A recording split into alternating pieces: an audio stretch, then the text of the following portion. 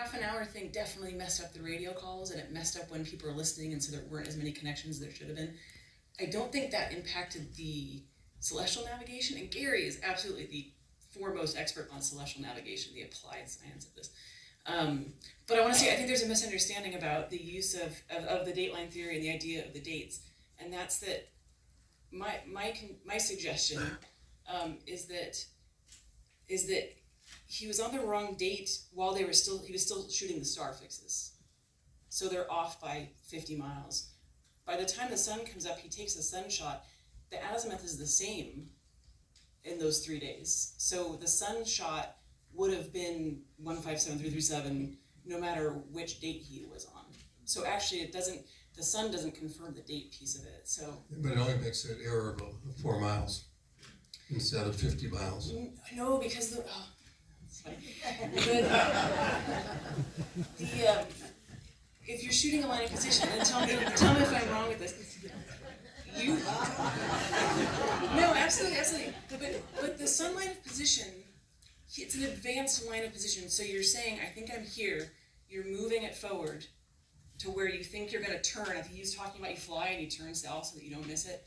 It would have put that line off ahead of them by 50 miles, which is the contention that you're using stars. By the way, I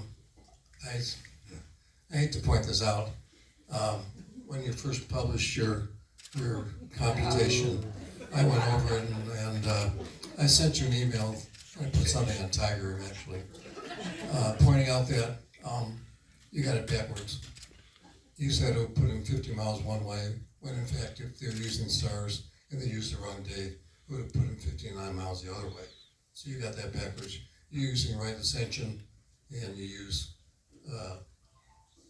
Greenwich mean. You use Greenwich hour angle instead. Absolutely, yeah. I mean, like I said, he's the expert on celestial navigation.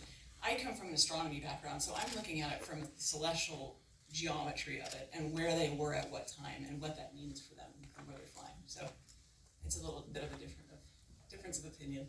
I think. Go ahead.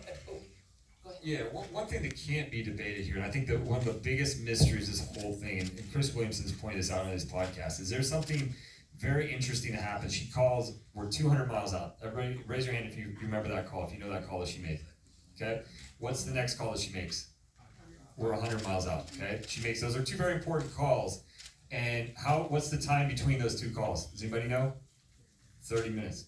So, and she was flying at about 130, let's say 120 miles an hour, okay? She did not cover 100 miles in 30 minutes. You got, everyone in here should be able to do that. That's easy math. She didn't cover what happens between when she says 200 and she says 100. That's been a big mystery. A lot of folks have just glossed over it. And for Lloyd and I, initially, that was a very, she was very precise in her calls. She just doesn't call and say, I'm about 200 miles away. She was very precise when she was making these calls. So something happens, and guess what? Something did happen between 200 and 100. She crossed the International Dateline, and the sun came up.